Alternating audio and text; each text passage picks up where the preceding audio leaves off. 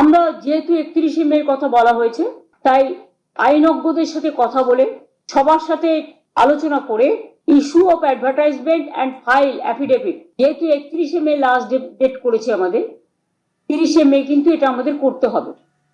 অ্যাডভার্টাইজমেন্টটা আমাদের করতে হবে 30শে মে। তাহলে আমরা অ্যাডভার্টাইজমেন্ট করব, তাহলে issue of advertisement and file affidavit 30শে মের মধ্যে আমাদের করতে হচ্ছে, যতক্ষণ রিভিউ না হচ্ছে। কমেন্সমেন্ট অফ অনলাইন অ্যাপ্লিকেশন, এটা টাইম দেওয়া হয়েছে 16ই জুন পর্যন্ত। মানে যারা অনলাইনে অ্যাপ্লিকেশন করতে পারবেন 16ই জুন পর্যন্ত।